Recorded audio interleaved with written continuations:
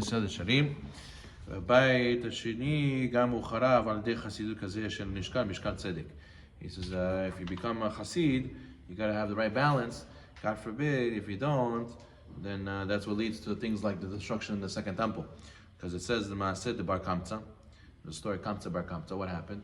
The guy made a party, he invited Kamsa. The guy made a mistake, he invited Bar Kamsa. Bar Kamsa, the owner of the party, hated. He loved Kamsa. So Bar Kamsa, the hated guy, comes to the party and he says, hey, what are you doing here? He says, oh, I got an invitation. He says, no, it was a mistake. Get out of here. I don't want to see your face. No, don't kick me out. I'll pay. No, I don't want your money. Threw him out. So what did Bar Kamsa do? He said, the rabbi saw and he didn't say anything. I'm going to go to the Caesar and I'm going to go and give Lashon Hara, get the Jews in trouble. So then they said to the Caesar, oh, the Jews are against you, they're rebelling. He says, what's the proof? He says, give them a korban, let them give a korban for you, you'll see they won't accept it, they hate you. He says, okay, I'll test it. He goes and he gives the animal, and Bar Kamsa went and he gave a mum, he gave blemish on the animal. He cut the lip or he cut the eye, and that way the Romans won't notice, but they'll see that they don't accept the korban and they'll get upset and they'll make a war. So the Chachamim didn't know what to do. Should we give this korban with a mum for a shalom bayit, so the Jews don't get destroyed? Or we can, it says a mum has a blemish. We can't give a korban with a blemish. So the Gemara says, Rabbi Zechariah ben Avkulas, he was a great sage that time, he was the leader. He says, no, you can't give the korban. He says, why? Yomru ba'alei mumin krivin negabe mizbeach. People are going to learn, people are going to think you can give an animal with a blemish. If we give it now, people are going to learn mistake from here. It's going to be maritayin. It's asur. So what happened? He says, so they said, let's kill Bar Kamsa. That way he won't be able to say anything. We'll just lie to the Caesar. We'll say, yeah, we gave korban. And Bar Kamsa, who's going to say, no, they didn't. I saw they didn't. We'll kill him. We'll get rid of him. He's going to destroy all the Jewish people. So then Rabbi Zechariah says, no, don't do that. Why? Yomru matil mum bekodashim yarek. He says, because people are going to learn that if you make a blemish on an animal that's supposed to be a korban, people are going to think the death penalty. People are going to think you deserve death now because look, we killed him. So therefore, Rabbi Zechariah said, no, etan nizya, you can't do this, you can't do that. All the options are asur. So therefore, what? Benkach alach oto rasha eshin et Israel. While they're debating, and he said asur, he was machmir on them. The guy went, Bar Kamsa went, and he told Lashon Hara to the Caesar, and then the whole destruction came. And what? And the Rabbi Yochanan said about this story, vanutonoto shel Rabbi Zechariah echriv et beitenu, sarfa et echalenu ve'egalta ben haumot. So the Gemara says the humility of Rabbi Zechariah, he had too much humility, because you have to be a big rabbi to say, you know what, this time we'll give a korban with a mum. Or yeah, this time, usually we don't do murder, but kill him, it's okay, murder him. You have to be a big rabbi to make such a ruling, you know? And his humility, his extreme humility that he said, who am I to make such a ruling? Asur. His strictness made it that the whole Jewish people were destroyed, and the Galut and the temple. So what do you see? He was being a Hassid. He was being religious. He was saying, no, Asur, we can't. You need to know your rules very well. You need to know what the right thing to do is. You need to have he should have used his common sense and say, listen, the whole Jewish fate is on the line, because he didn't feel himself confident enough to make a ruling like that, and he was strict on everybody. Look how much destruction came out. So therefore, you could be a very religious person, and your piety could make you make a big mistake, all because you didn't balance your piety properly. You weren't a Hassid with the balance. You're a Hassid. Sometimes, a person could be mahmir on his wife. He can be mahmir on his students, and they're not ready for it. And there's what to rely on.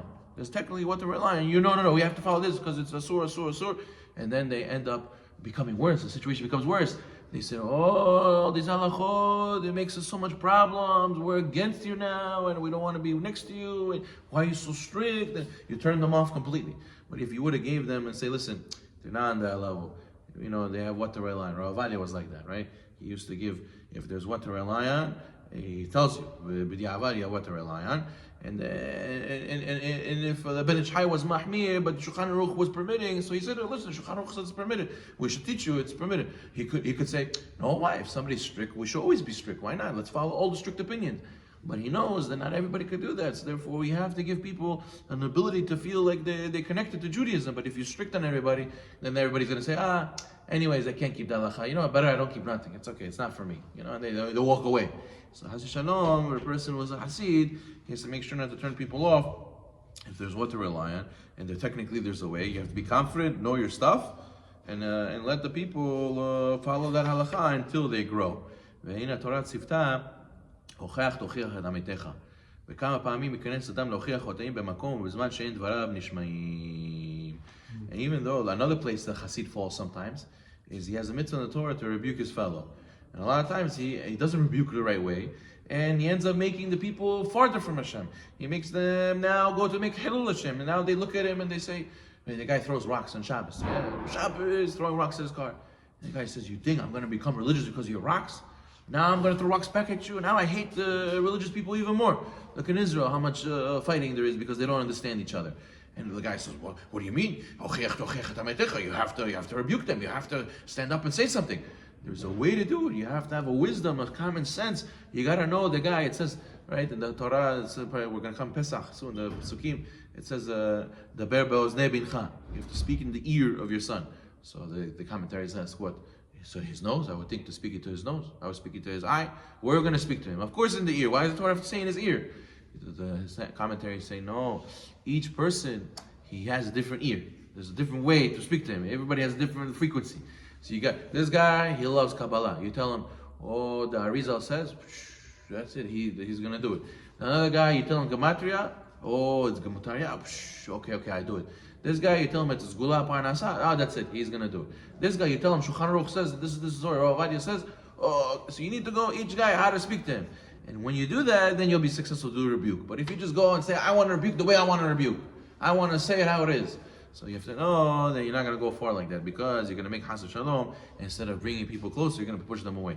But it's all piety. I'm doing it in the sake of piety. No, the Hassid can make a mistake, Hassid Shalom, if he does not balance it properly. And sometimes, the best thing is to be quiet. Sometimes you have to turn a blind eye. Sometimes you could blow up the whole situation if you say something and you're not going to be listened to. There's no mitzvah of rebuke when they're not going to listen to you. It's better to turn a blind eye and not be involved over there, and that way it's not on you. And you should know that just like it's a mitzvah to say something when you could, it's a mitzvah to be quiet when you're not supposed to say anything. When they're not going to listen to you, when it's going to be worse, so it's a mitzvah to be anyway. Keshem shemitzvah lomar davar nishma, kach mitzvah shelo lomar et she'eno nishma. There's a mitzvah. The Gemara Yevamot says it's a mitzvah to say something that will be listened to. It's also a mitzvah to refrain from saying something that will not be listened to. Let's say a speech. A person gives a speech. He knows that if he goes and says, the Gemara says, and Rashi says, and Tosfos says, and he makes a Rosh Charuch, and it's all complicated, nobody's going to listen. Everybody's going to be like, shh. You know, so the guy that asked me, Rabbi, you always say stories, you always say big Hidush, the Rizal says like this. Tell them Rishonim, tell them Tosfos, Rashi, Rambam, Shulchan Aruch, complicated like this, back and forth arguments. I said, you're right, that's not beautiful, that's also good, but they're not going to listen. It's going to be in one ear, out the other. You're going to be lost. They're going to be saying such a boring shiur. And it's a mitzvah not to say all that, because they're not going to listen. So just like it's a mitzvah to say Divrei Torah, it's a mitzvah sometimes not to say this style of Divrei Torah. You have to know your people. You have to know how to speak to them. You got to know what they like to listen to. Obviously, you have to teach them to learn halacha. You have to teach them to appreciate Rambam, Rashi, Tosafot, all these things. But you have to know where to start with them, how to bring them up, and you have to have that connection with them. If a rabbi just gets up and screams, and everybody's like, oh my goodness, when is it going to be over, you know? So there's no mitzvah in doing shiur like that. It's all fake. It's faking people. People say, yeah, we went to shiur, but we didn't listen to anything.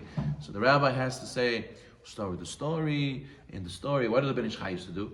He always used to start with Hidush Parasha, mix a mashal, then he says halachot. Look, open the Ben Ish Chai's book. It starts with the chidush and the parasha, then he says mashal, then he says halachot, and then it mixes everything together. That way, it's like a sandwich. You eat everything. You eat the tomato, the lettuce, the meat, everything mixed in one. But if you just do it the way you want to do it, the Hassid says, but it's good. I want to give halacha shiur in depth. Yeah, but nobody's going to listen, and there's no mitzvah to say when nobody's going to listen. Baruch Amen.